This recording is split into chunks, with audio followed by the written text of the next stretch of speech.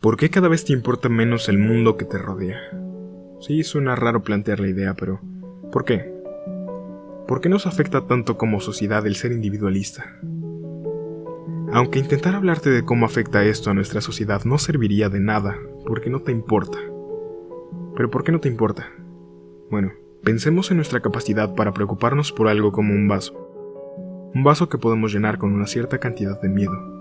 Y de tanto usar imágenes terribles, hemos desbordado el vaso. Y nos hemos saturado. La razón de esto se llama infoxicación. Una intoxicación de información.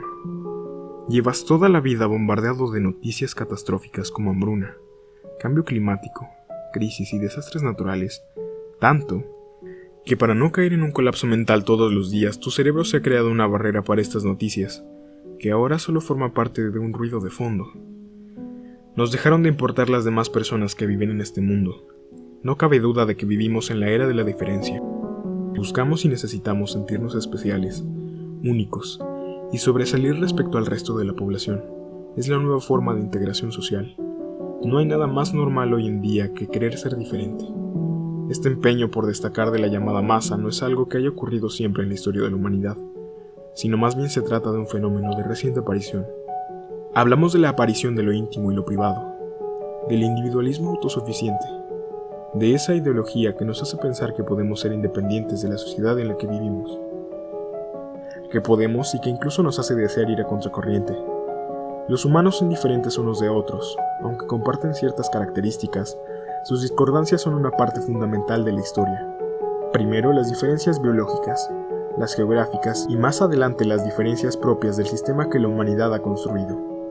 En una realidad así, bajo la idea de igualdad, se vuelve lentamente un elemento cada vez más importante y caótico. La idea suele rondar en compartir una dignidad igualitaria sustentada por y para la libertad. El problema es que esta idea de libertad tiene muchos matices. Hablamos así de un tipo de una nueva persona, la persona individual, que está vinculada directamente al hecho de que por primera vez en la historia, los individuos disfrutan de objetos propios, espacios propios y comportamientos realizados en la soledad. Diríamos que este nacimiento de la persona individual provoca un ensimismamiento hacia uno mismo y un extrañamiento hacia lo ajeno, basando nuestra identidad más en lo que nos diferencia de los demás que en lo que nos une. Tras la modernidad en los países desarrollados, el mundo humano ha comenzado a girar en torno al individuo, creando una sociedad de individuos que alaban casi sin reflexión una visión de la libertad, donde el placer, el consumo y la falta de compromisos sociales imperan. Una de las causas de este individualismo, de relativa reciente creación, es la manera en la que la sociedad está organizada.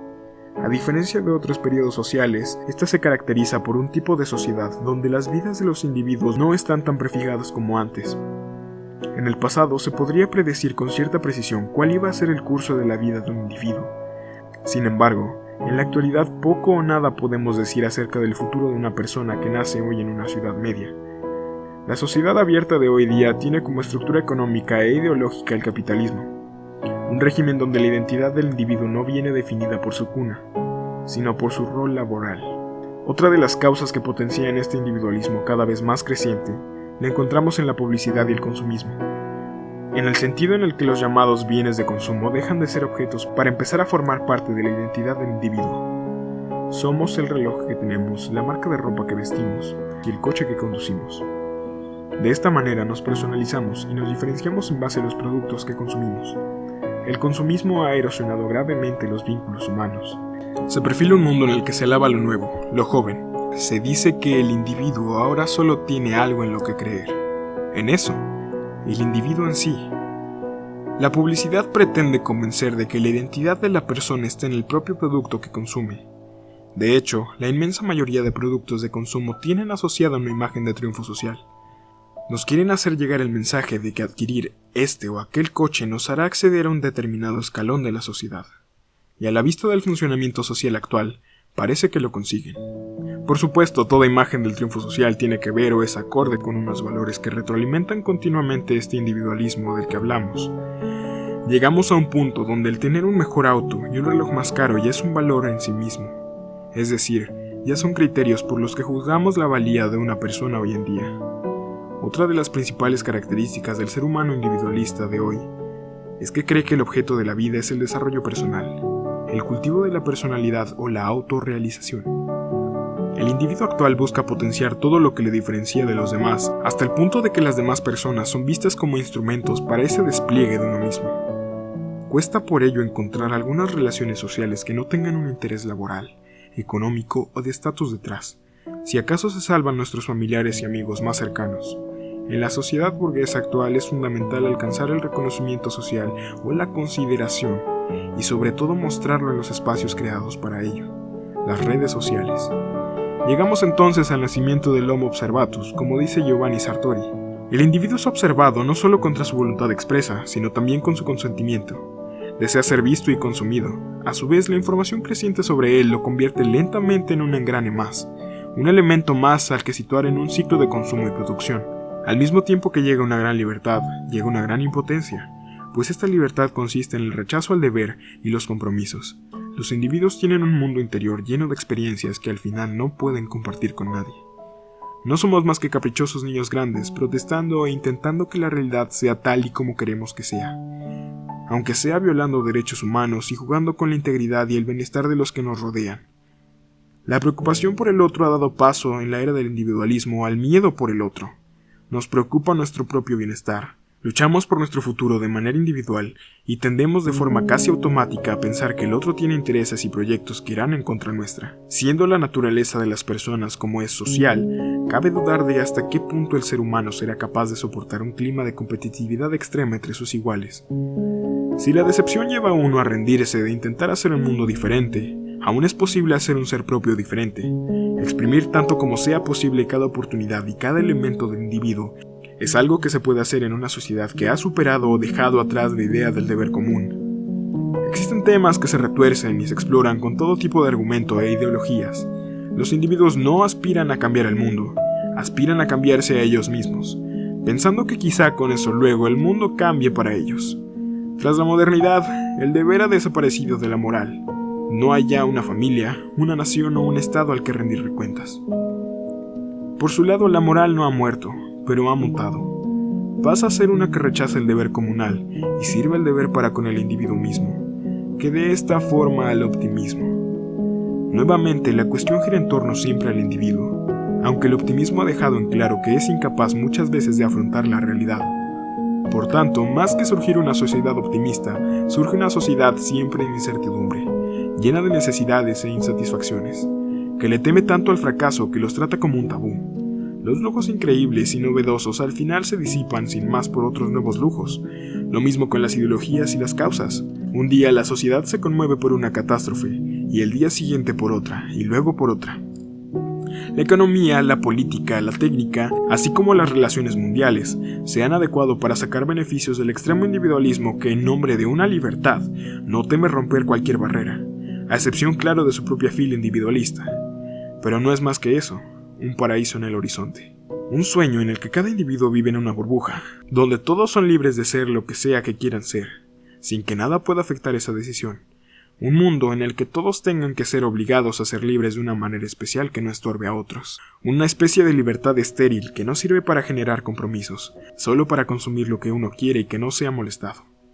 Es normal que otras ideologías que difieran más allá del individuo sean reconocidas como ideas retrógradas, que se oponen a la libertad del individuo.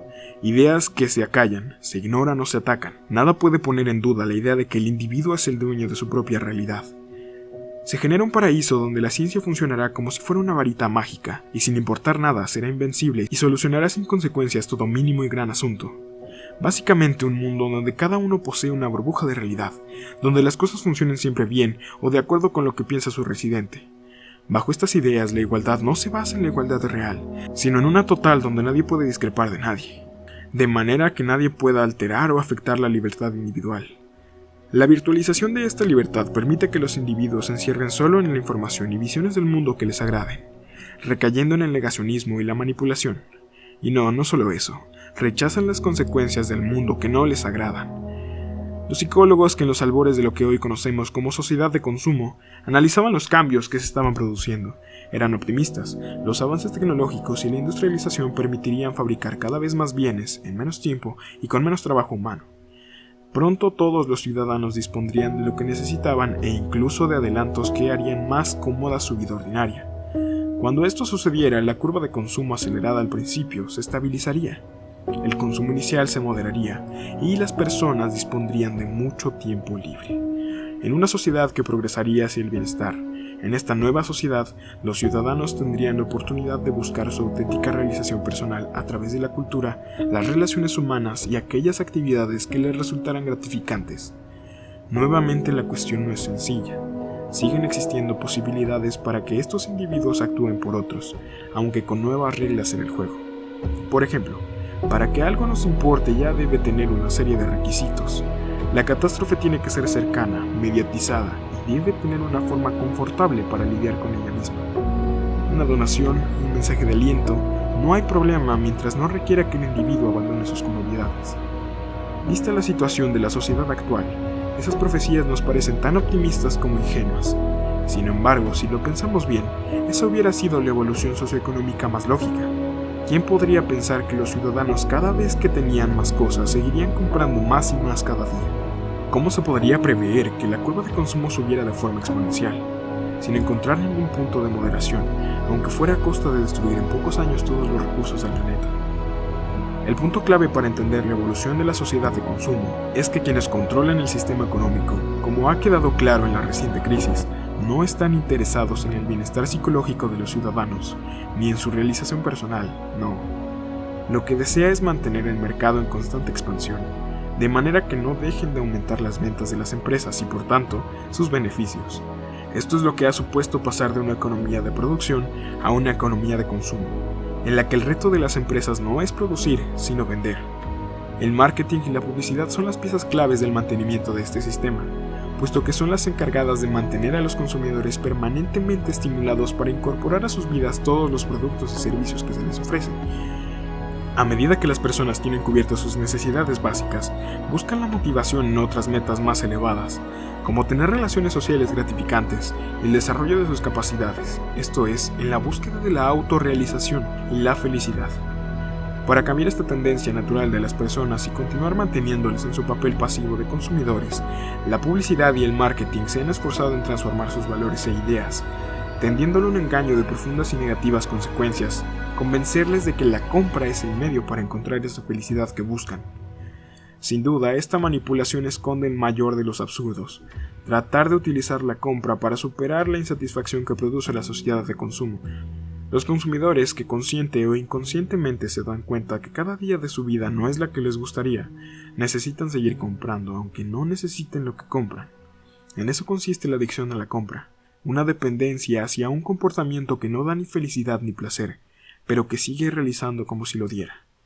Como dice Gilles Lipovetsky en su libro La felicidad paradójica, las sociedades consumistas se emparentan con un sistema de estímulos infinitos, de necesidades que intensifican la decepción y la frustración. Cuanto más resuenan las invitaciones de felicidad al alcance de la mano, la sociedad que más ostensiblemente festeja la felicidad es aquella en la que más falta, aquella en la que las insatisfacciones crecen más deprisa que las ofertas de felicidad. Se consume más pero se vive menos. Cuanto más se desatan los apetitos de compras, más aumentan las insatisfacciones individuales. El sistema económico necesita ciudadanos adictos al consumo, y se ha esforzado en crearlos y mantenerlos así, aunque el precio haya sido destruir la esperanza de una sociedad más humana y un desarrollo personal más pleno para todos. Por tanto, la adicción a la compra no es un problema de algunas personas, sino un problema que tiene toda nuestra sociedad. Debemos luchar por un desarrollo económico sostenible, pero también por nuestro propio bienestar y por nuestra propia realización personal. No podemos aceptar sin crítica los valores que interesadamente tratan de imponernos, ni resignarnos al papel de simples consumidores manipulables e insaciables que nos han asignado. Debemos lograr un nuevo modelo de consumo que aumente nuestro bienestar, sin destruir el medio ambiente ni los valores humanos y sociales más positivos.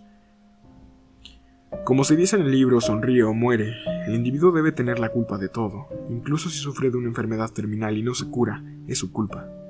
Quejarse o cuestionar en busca de respuestas está mal visto. Algo similar pasa con la pobreza. El individuo debe asumir que su pobreza es solo su culpa y de nadie más.